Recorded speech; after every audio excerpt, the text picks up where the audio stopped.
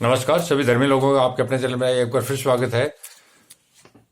4 दिसंबर को शनैश्चरी अमावस्या भी है और सूर्य ग्रहण भी है। तो इससे पहले मैं आपको सूर्य का धर्म अर्थात सौर धर्म के बारे में बता दूं ताकि आपको धर्म लाभ हो और सूर्य का महामात्य और उसकी महिमा को आप समझ पाएं। सूर्य परमात्मा है, परमात्मा की तरह है, क्योंकि सूर्य स्थिर है, अपनी जगह कायम है, इसको कोई हिला नहीं सकता। जिस तरह से परमात्मा को कोई नहीं हिला सकता तो सूर्य को भी कोई नहीं हिला सकता। ये अपनी इच्छा से ही चलता है, अपनी इच्छा से ही सारे कार्य करता है। इसलिए यह साक्षात परमात्मा का रूप है।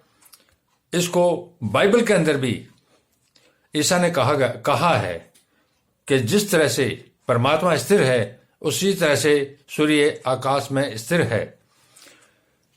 भगवान सूर्य का महामात्य कीर्तिवर्धक और सभी पापों का नाशक है।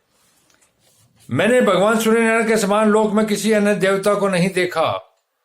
जो भरण पोषण और सहार करने वाले हैं, जो भरण पोषण और सहार करने वाले हैं, वे भगवान सूर्य किस प्रकार प्रसन्न होते हैं, उस धर्म को आप अच्छी तरह जानते हैं। मैंने वैष्णव, शैव, पौराणिक आदि धर्मों का श्रवण किया है। अब मैं सौर धर्म जानना चाहता हूं, इसे आप मुझे बताएं। यह सौर धर्म सभी धर्मों में श्रेष्ठ और उत्तम है।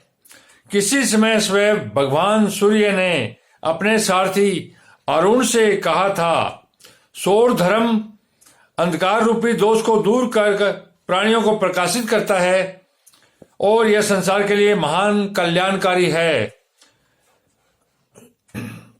अर्थात सूर्य अंधकार रूपी दोष को दूर कर प्राणियों को प्रकाशित करता है और यह संसार के लिए महान कल्याणकारी है। जो व्यक्ति शांतित होकर सूर्य की भक्ति पूर्वक पूजा करता है वह सुख और धान्य से परिपूर्ण हो जाता है।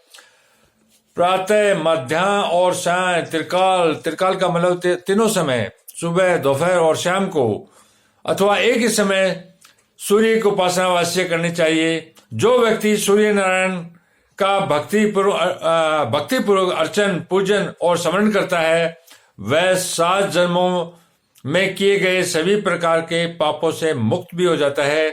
जो भगवान सूर्य के सदा स्तुति, प्रार्थना और आराधना करते हैं वे प्राकृत मनुष्य ने होकर देव स्वरूप ही अर्थात देवताओं की तरह हैं। षोडश सांग पूजन विधि को स्वयं सूर्य नारायण ने कहा है, वह इस प्रकार है।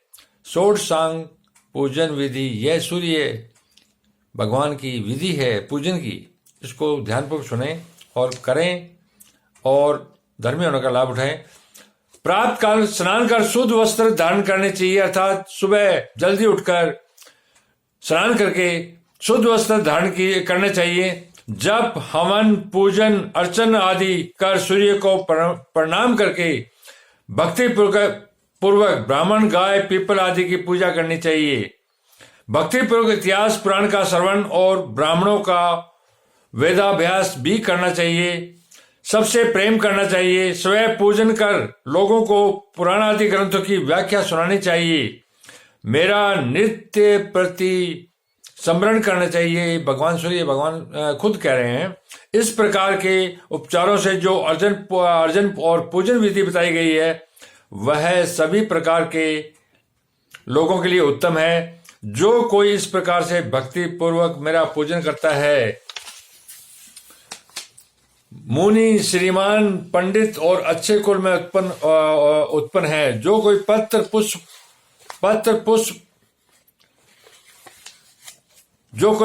पुष्प, फल, जल आदि जो भी उपलब्ध हो उससे मेरी पूजा करता है, उसके लिए न मैं अदृश्य हूं और न वह मेरे लिए अदृश्य है। अर्थात भगवान सूर्य भगवान कहते हैं कि जो व्यक्ति जो भी चीज उसको उपलब्ध है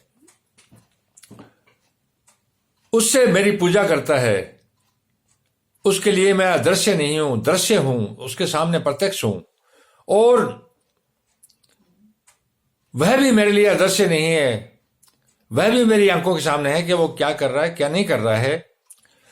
मुझे जो व्यक्ति जिस भावना से देखता है, मैं भी उसी रूप में दिखाई पड़ता हूं। जहां मैं स्थित हूं वहीं मेरा भक्त भी स्थित है। जो मुझे सर्वव्यापी को सर्वत्र और संपूर्ण प्राणियों में स्थित देखता है, उसके लिए मैं उसके हृदय में स्थित हूं और वह मेरे हृदय में स्थित है। सूर्य की पूजा करने वाला व्यक्ति बड़े बड़े राजाओं पर विजय प्राप्त कर लेता है। जो व्यक्ति मन से मेरा निरंतर ध्यान करता रहता है, उसकी चिंता मुझे बराबर बनी रहती है, कहीं उसे कोई दुख न होने पाए। मेरा भक्त मुझको अत्यंत प्रिय है। मुझ में अनन्य निष्ठा ही सब धर्मों का सार है। यह कथन स्वयं भगवान सूर्य भगवान ने ही कहे हैं। तो सूर्य ग्रहण और शनिश्चरी अमावस्या को इसका श्रवण करें और धर्म लाभ प्राप्त करें।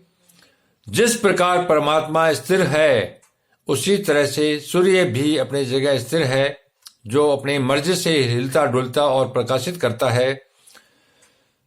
धन्यवाद, शुभ रात्रि।